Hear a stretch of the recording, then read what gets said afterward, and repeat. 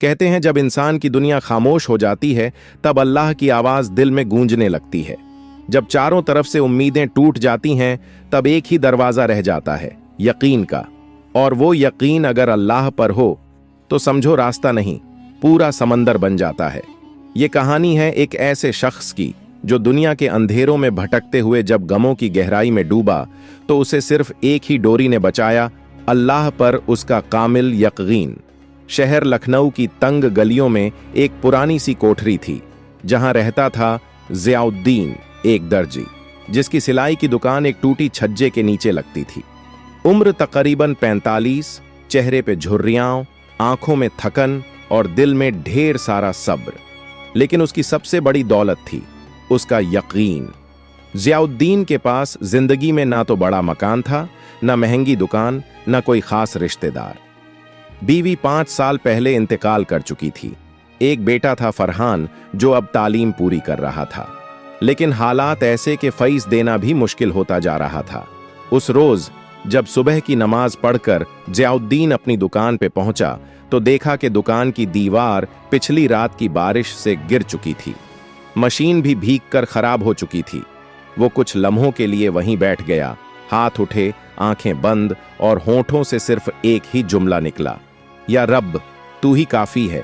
लोगों ने कहा, अब तू क्या करेगा जिया मियां? दुकान गई, बेटा कॉलेज छोड़ देगा, अब रोटियां कैसे चलेंगी? लेकिन ज़ियाउद्दीन की आंखों में अजीब सी शान थी।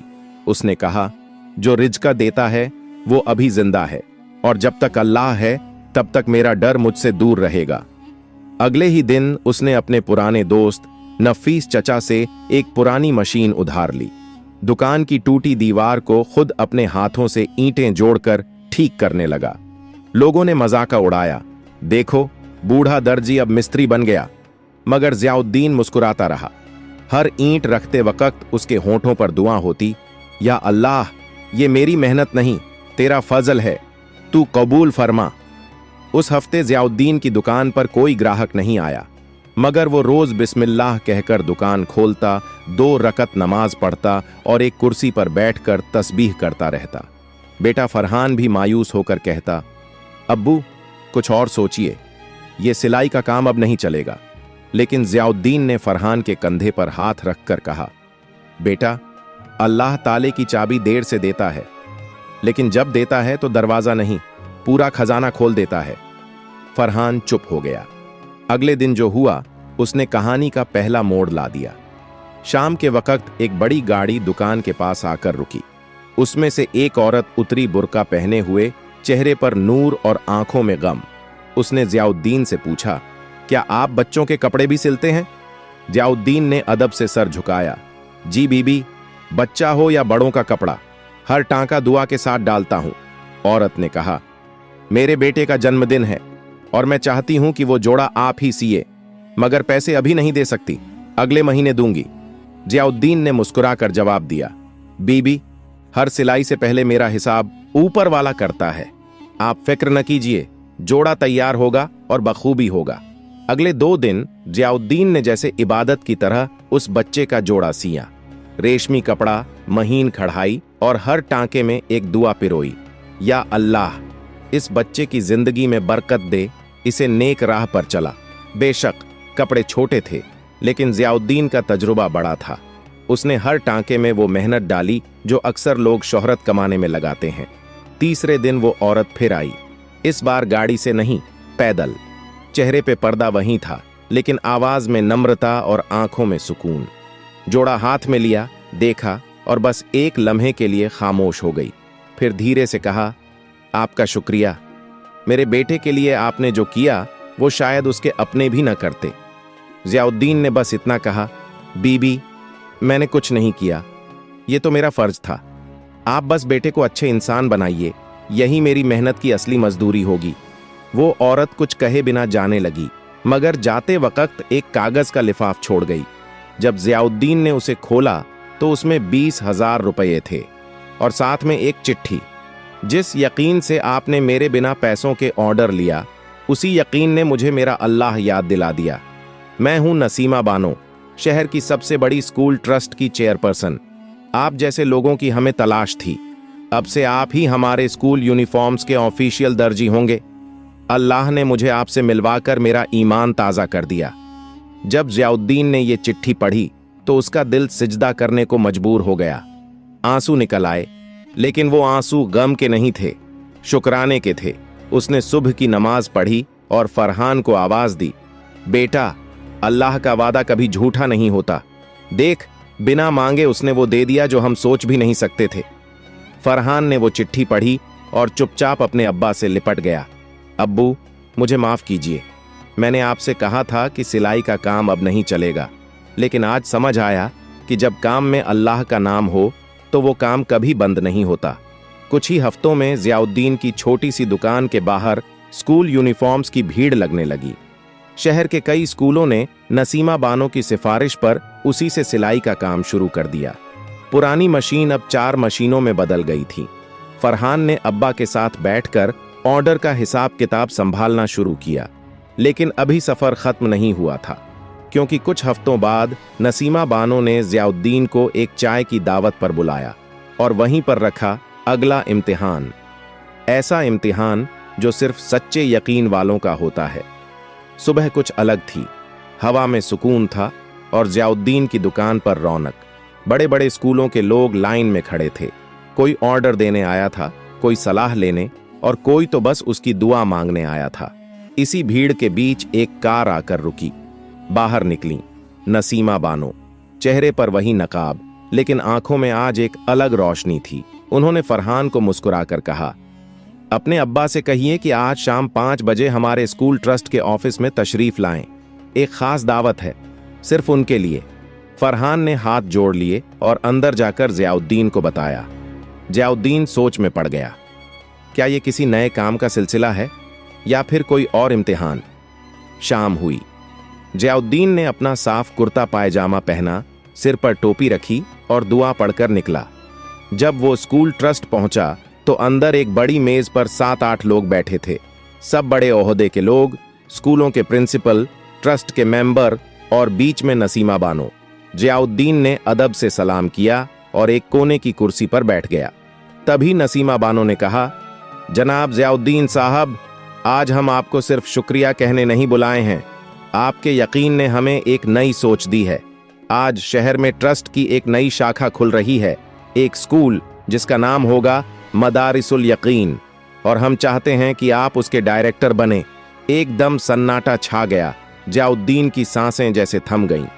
मैं, उसने धीरे से कहा, मैं तो एक दर्जी हूं, सिलाई करता हूं। डायरेक्टर जैसा ओहदा मेरे बस की बात नहीं है। नसीमा बानो ने मुस्कुराकर जवाब दिया, दर्जी हैं, मगर उस रब के धागे से सिलते हैं जो लोगों के टूटे यकीनों को जोड़ता है। हमें ऐसे ही लोगों की जरूरत है जो बच्चों को सिर्फ किताबें नहीं, किरदार भी सिखा सकें। अब इम्तिहान शुरू हुआ। मेज पर बैठे एक साहब बोले, अगर आप ये ओहदा लेते हैं तो हर महीने 50,000 रुपए तनख्वाह होगी, साथ में एक गाड़ी, एक बड़ा घर और स्टाफ भी मिलेगा। मगर एक शर्त है, आपको अब सिलाई छोड़नी होगी। यह सुनते ही ज़ियाउद्दीन के चेहरे की रंगत बदल गई। सिलाई छोड़ दूं? उसने खुद से बुदबुदाया। वो काम जिसमें मैंने हर टांका अल्लाह के नाम पर डाला, वो रोजी जिसे मैं नेकी समझकर करता हूं, सिर्फ ओहदे के लिए उसे छोड़ दूं? सबकी निगाहें उस पर थीं। ज़ियाउद्दीन ने कुछ लम्हों तक खामोशी ओढ़े रखी, फिर बोला, मैं शुक्रगुजार हूं आप सबकी अजमत का और इस ओहदे के ऐलान का, मगर मेरी रिज़्क की चाबी अल्लाह के हाथ में है। अगर वो चाहेगा तो इस सिलाई से ही मुझे वो इज्जत देगा जो ओहदे नहीं दे सकते। मुझे अफसोस है, मगर मैं ये पेशकश नहीं ले सकता। कमरा खामोश था।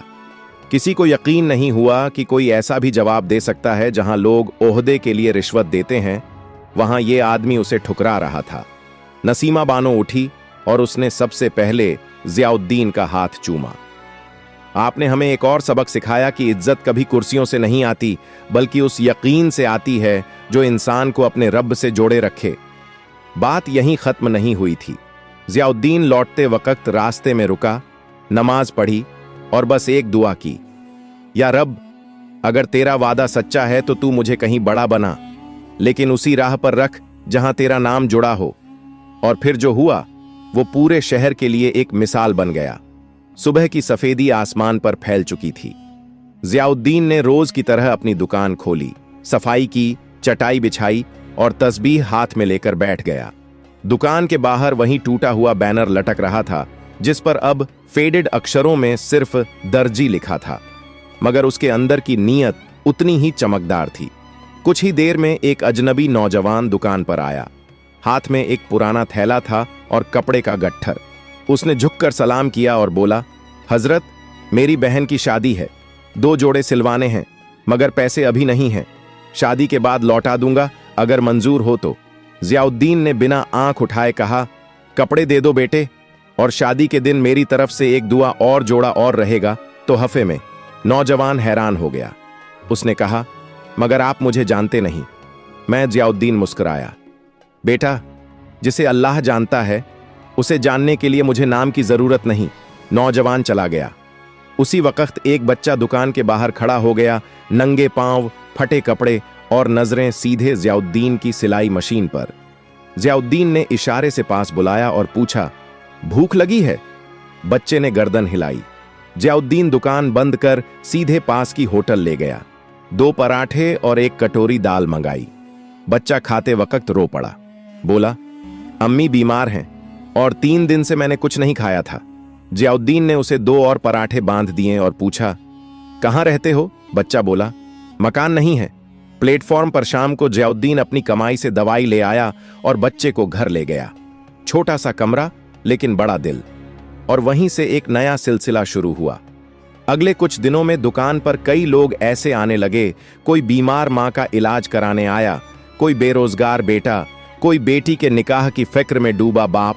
सबका एक ही ठिकाना जियाउद्दीन की दुकान, और सबके लिए एक ही जवाब, अल्लाह देगा। एक दिन शहर के मशहूर पत्रकार सलीम साहब वहां से गुजरे। भीड़ देखी तो रुके, पूछा, क्या यहां कोई एनजीओ चल रहा है? लोगों ने कहा, नहीं, यहां एक दर्जी है जो खुदा के नाम पर लोगों की मदद करता है। सलीम साहब अंदर गए और जियाउद्दीन से बात की। पूछा, आपका नाम, आपका मिशन क्या है? जियाउद्दीन ने सिर्फ इतना कहा, नाम जियाउद्दीन है और मिशन बस किसी के चेहरे पे मुस्कान लाना अल्लाह की मर्जी से। अगले ही हफ्ते अखबार के पहले पन्ने पर छपा, एक दर्जी जो अल्लाह के नाम पर सीता है और लोगों के दिल जोड़ता है। शहर गूंज उठा। लोग दूर दूर से मिलने आने लगे। कुछ मदद देने आए, कुछ सीखने और कुछ सिर्फ उस दरवाजे को देखने जहां से कोई खाली हाथ नहीं लौटा। बिना बोर्ड बदले, बिना नारा लगाए, वो दुकान अब यकीन का मरकज बन चुकी थी। और जियाउद्दीन एक दर्जी से बन चुका था उस रब का बंदा जो बांटता नहीं था लेकिन देकर दुनिया बदलता था। दुकान अब भी वैसी ही थी, छोटा सा कमरा, पुरानी लकड़ी की मेज, सिलाई मशीन और दीवार पर लटके 2 तस्बीह। लेकिन अब वहां भीड़ कुछ अलग थी, ना कपड़े सिलवाने की, ना पैसे उधार मांगने की, बल्कि एक नजरिया देखने की, एक सोच छूने की। सुबह सुबह एक दाढ़ी वाले बुजुर्ग आए। उनका चेहरा किसी आलिम की तरह रोशन था। उन्होंने अंदर बैठकर जियाउद्दीन से पूछा, क्या आप वही हैं जिन्होंने भूखे बच्चों को खाना खिलाया, एक अनजान की बहन का जोड़ा तैयार किया और किसी फटी चप्पल वाले को जूते खरीद के दिए? जियाउद्दीन ने सिर झुकाकर कहा, कुछ नहीं हुजूर, ये सब अल्लाह का करम है, मैं तो बस एक जरिया हूं। बुजुर्ग की आंखें भर आईं। उन्होंने कहा, बेटा, आज के दौर में लोग मस्जिदों में इबादत करते हैं, लेकिन तू तो अपनी दुकान में खुदा का नूर फैलाता है। मैं मज़ारों पर गया, किताबें पढ़ी, मगर तेरे जैसा यकीन कहीं नहीं देखा। फरहान ये सब दूर से देख रहा था। शाम को उसने अब्बा से पूछा, अब्बू, जब आपके पास कुछ नहीं था तब भी आप इतना यकीन कैसे रखते थे? जियाउद्दीन ने मुस्कुराकर जवाब दिया, जब तेरे पास कुछ नहीं होता तो तुझसे कुछ छिन नहीं सकता, और जब सब छिन जाए तब जो रह जाए वही तेरा रब होता है। रात को फरहान ने देखा कि एक बड़ी सी गाड़ी दुकान के सामने रुकी। उसमें से उतरे शहर के डिप्टी कमिश्नर, उनके साथ एक टीम थी, कैमरे, कागज, फाइलें। उन्होंने जियाउद्दीन से कहा, सरकार ने आपके काम से मुतासिर होकर एक प्रस्ताव भेजा है। एक नई सरकारी योजना इमदाद ए हुनर में आपको ब्रांड एम्बेसडर बनाने का इरादा है। आप जैसे लोगों के जरिए हम समाज को नई सोच दे सकते हैं। जियाउद्दीन ने बात सुनी लेकिन कुछ जवाब नहीं दिया। चुपचाप अपनी कुर्सी से उठे, कोने में लगे वुजू के लिए पानी के ड्रम से हाथ धोए और दुकान के एक कोने में 2 रकअत नफल नमाज पढ़ने लगे। टीम खामोश खड़ी रही। नमाज के बाद उन्होंने मुस्कुराकर सिर्फ इतना कहा, मैं राजी हूं, मगर एक शर्त पे। जहां भी जाऊं वहां पहले मस्जिद होगी, फिर मीटिंग, पहले तस्बीह होगी, फिर तकरीर। डिप्टी कमिश्नर ने हैरानी से देखा और धीरे से कहा, ऐसे लोग अब किताबों में मिलते हैं, असल जिंदगी में बहुत कम। फरहान की आंखों में आंसू थे। अब्बा ने कंधे पर हाथ रखा और कहा, जब तू अल्लाह से जुड़ता है तो दुनिया तुझसे जुड़ जाती है, मगर जब तू दुनिया से जुड़ता है तो खुदा तुझसे दूर हो जाता है। और अब वो दुकान नहीं रही, वो बन चुकी थी एक मकतब, एक मजहबी जलसगाह, एक हकीकी मदरसा, जहां सिलाई के साथ किरदार सिया जाता था, जहां कपड़े नहीं इंसान तैयार होते थे। शहर की गलियों में अब ज़ियाउद्दीन का नाम किसी मशहूर अफसर या कारोबारी की तरह नहीं, बल्कि एक चुपके से मदद करने वाले बुजुर्ग के रूप में लिया जाने लगा था। मगर खुद ज़ियाउद्दीन को इन सब से कोई फर्क नहीं पड़ता था।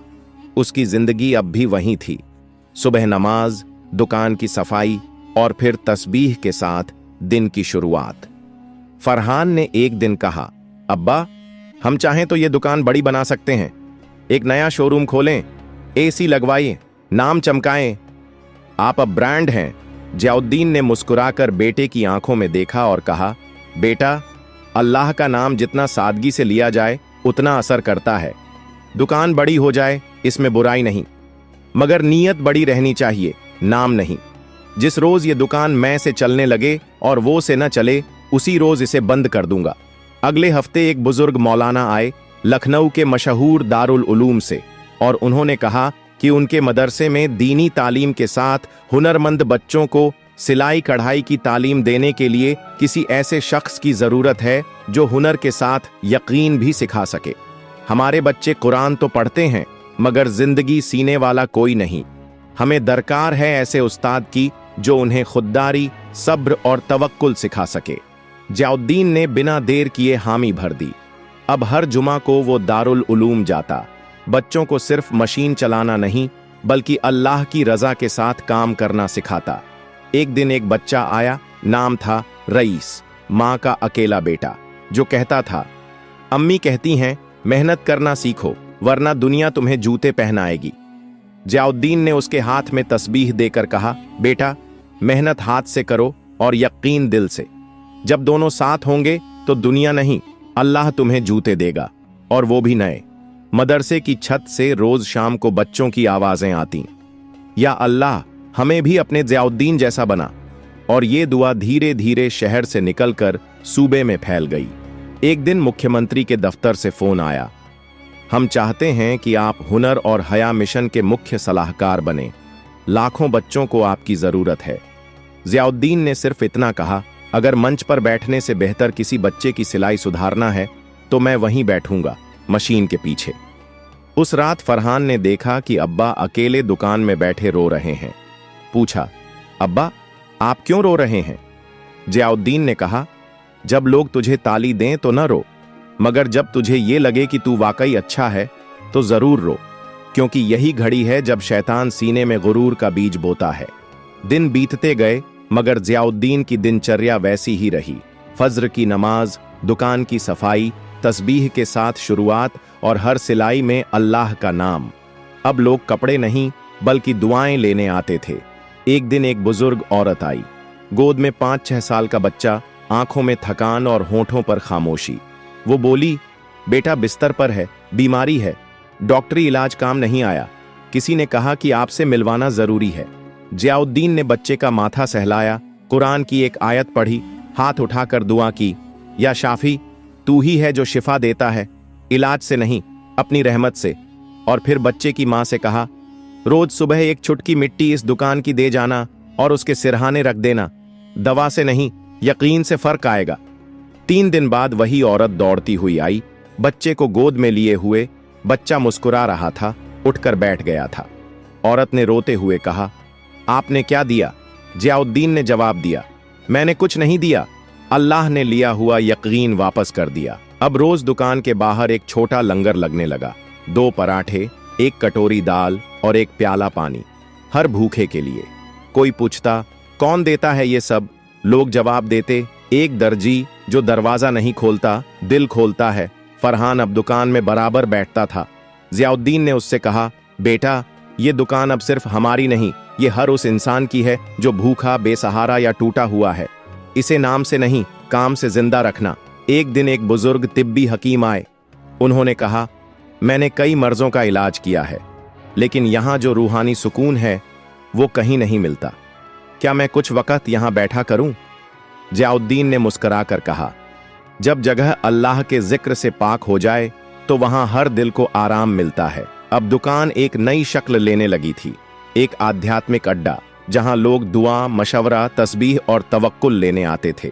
सिलाई अब भी होती थी, मगर साथ साथ रिश्ते भी सिए जाते थे। एक शाम फरहान ने पूछा, अब्बा, क्या आप चाहते हैं कि यह दुकान बड़ी हो, नाम फैले? जियाउद्दीन ने कहा, नाम अगर फैले तो अल्लाह का फैले, और दुकान अगर बड़ी हो तो किसी भूखे के साए से बड़ी ना हो। दोपहर की तेज धूप थी। जियाउद्दीन दुकान के अंदर बैठे सिलाई कर रहे थे। तस्बीह पास ही रखी थी और सिलाई मशीन के हर टांके में उनकी आदत की तरह एक दुआ बुनी जा रही थी। बाहर से आवाजें आती रहती थीं, बच्चे खाना ले जा रहे थे, महिलाएं पानी पीने रुकती थीं, कोई बुजुर्ग आकर कुरान की तिलावत करता था। इसी माहौल में एक चमचमाती एसयूवी गली के मोड़ पर आकर रुकी। गाड़ी से उतरा एक शख्स, उम्र करीब 45, सूट बूट में, आंखों में तेज, हाथ में कीमती घड़ी और जूतों से लेकर चश्मे तक सब कुछ महंगा। आसपास के लोगों ने चौंक कर देखा। उसने सामने खड़े एक बच्चे से पूछा, यही है जियाउद्दीन की दुकान? बच्चे ने मुस्कुराकर कहा, जी हां, मगर दुकान कहिए मत, यह तो अल्लाह का आस्ताना है। वो ताजिर, जिसका नाम रईस अहमद था, दुकान में दाखिल हुआ। अंदर जियाउद्दीन सिर झुकाए काम में लगे थे। बिना सर उठाए ही बोले, आइए बैठ जाइए और बताइए क्या सिलवाना है? रईस अहमद एक पल के लिए ठिठक गया। वो शख्स जिसे पूरे शहर में वीआईपी ट्रीटमेंट मिलता था, यहां बिना देखे ही उसे आम शख्स की तरह बिठा दिया गया। उसने कुर्सी खींची, बैठा और धीमे से कहा, कुछ सिलवाना नहीं है, दरअसल मैं आपको देखने आया हूं। बहुत सुना है आपके बारे में, शहर के हर कोने में आपके कामों की चर्चा है। जियाउद्दीन ने हल्की सी मुस्कान दी, लेकिन सिर अब भी नहीं उठाया। बोले, अगर देखने आए हैं तो देखिए मेरे काम को, मेरी नीयत को। मेरे चेहरे में कुछ नहीं मिलेगा, मैं तो बस एक सिलाई वाला हूं जो रब के नाम पर सुई चलाता है। रईस ने चारों तरफ देखा। कोने में बच्चों के लिए खिलौने, एक तरफ साफ चादरें तह करके रखी थीं जिन्हें जरूरतमंदों को बांटा जाता था, एक तरफ खाने का लंगर चल रहा था और ऊपर टंगी थी सिर्फ एक तख्ती, यहां हर कपड़ा अल्लाह की नजर से सिला जाता है। रईस की आंखें कुछ नम हुईं। उसने कहा, मैंने करोड़ों कमाए हैं, बड़े बड़े शोरूम, गाड़ी, बंगले, लेकिन आज तक चैन नहीं आया। दिल की बेचैनी कम नहीं होती। आज यहां आकर महसूस हुआ कि सुकून जमीन पर बैठकर भी मिल सकता है, अगर नीयत पाक हो। जियाउद्दीन ने अब पहली बार उसकी तरफ देखा, आंखें गहरी लेकिन नर्म।